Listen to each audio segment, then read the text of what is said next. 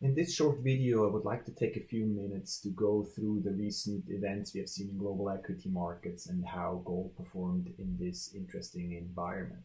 On the first chart, you can see those are three main US equity indices, the S&P 500, Dow Jones, and the NASDAQ. They're all down around 10% from the peak at the time of recording. They're down around 6% year to date, and in contrast you have gold, which is also down from the peak around 3% but is flat year to date. Now the interesting part is, you see that on the next chart, we have this massive spike in the VIX, which is the Volatility Index that reflects the implied volatility in options in US equities. The VIX is very often used as a measure for risk in equities. And as you can see, there hasn't been any corresponding move in either the gold price or implied volatility in the gold price. For some people, this might come as a surprise. Very often you hear that fear and greed are the main drivers for gold prices, and the events over the past couple of days would certainly qualify as such. But we have long argued that gold prices follow actually fundamentals rather than being driven by fear and greed. We have published a research report where we introduced a gold price framework. You can find that on our website on goldmoney.com.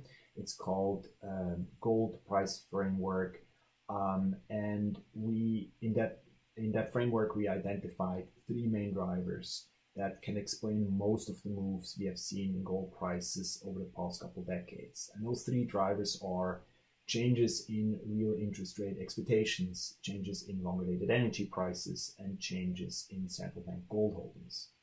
And I would like to use this model actually to analyze the moves in gold prices over the past couple of days. Let's start with changes in central bank holdings first. Those are actually very difficult to observe. We don't have any real-time data. Very often central banks only report changes in their gold holdings with a very long delay. However, in our model, changes in central bank gold holdings is actually the least important of all drivers, and is very unlikely that short-term moves had much to do with what central banks did in terms of their gold holdings.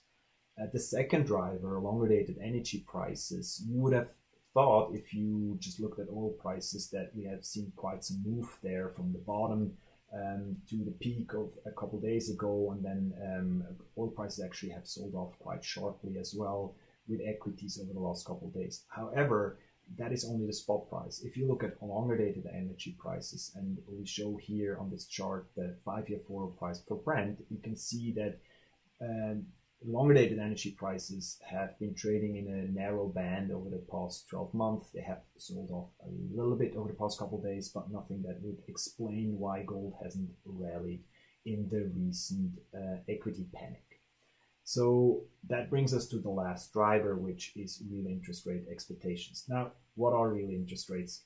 Quickly, real interest rates are nominal rates. For instance, the yield on a 10-year government bond minus the inflation over that time period. So we have an instrument that reflects this. Those are TIPS, which pay a nominal yield and then also compensate the investor for the inflation over a certain time period. And if you look at 10-year TIPS, those actually reflect exactly those inflation expectations, those real interest rate expectations over the last 10 years. And we also can back out the inflation expectations in the market over that time period. So what happened to inflation expectations? Well, interestingly, they have been going up. They're in an upward trend. They have not come off over the past days when we saw this equity sell-off. So that is actually quite positive for gold prices. However, and we see that on the next chart, nominal yields have also been going up, and 10-year treasury yields actually have been going up faster than inflation expectations have been going up. So on net, and you see that on the next chart, real interest rate expectations, or TIPS yields, or 10-year TIPS, have been going up from about 0.5 to 0.8%, and that actually, in our view, is largely responsible why gold has sold off from the peak.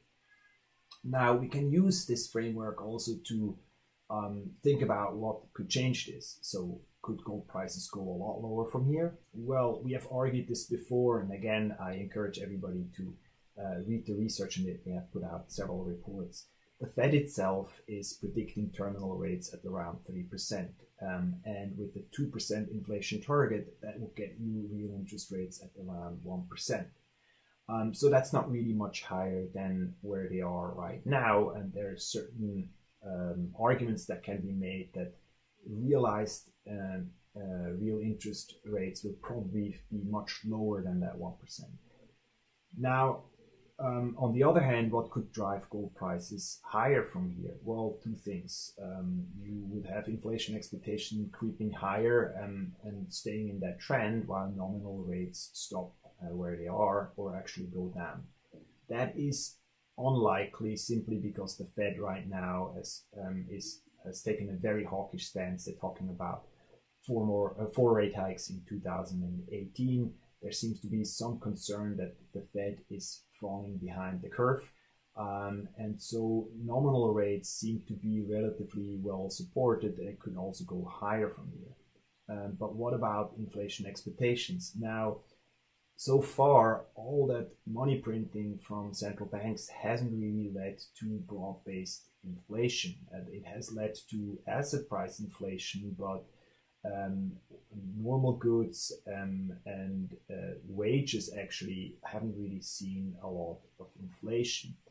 On the next chart, you see the velocity of money, which is one of the main reasons why that is the case. So while actually the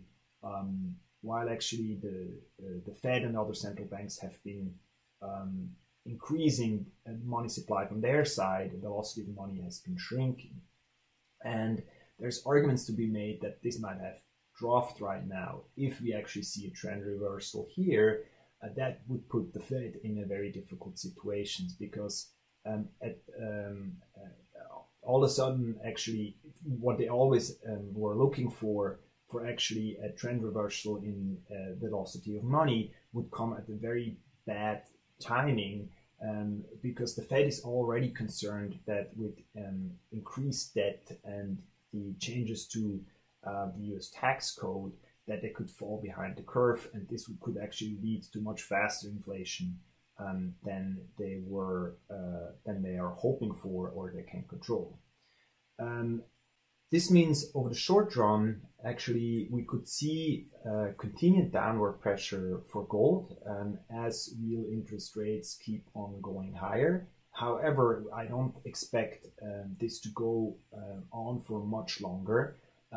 At some point when real interest rates hit a very high level, this will be mainly due to the fact that nominal yields actually have gone a lot higher. And if nominal yields go a lot higher, it puts the Fed in a really difficult situation because this could actually start to choke off economic growth at some point, and it makes it really, really difficult for them to unwind the balance sheet.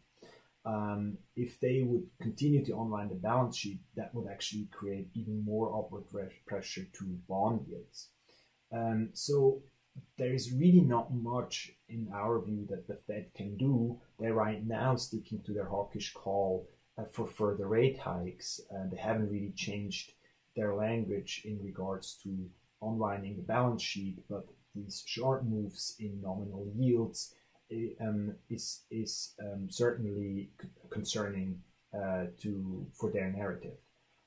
So over the long run, we actually think real interest rates can't go much higher, and once we hit the next recession, the Fed actually will have to stop hiking rates, cut rates.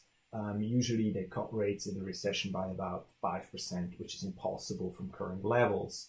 So in that case, we might actually not see an unwinding of the balance sheet, but we could see renewed quantitative easing, which then brings real interest rates sharply lower. And that would be a catalyst which could drive gold prices sharply higher. With that, I leave it. Thank you very much for watching, and have a nice weekend.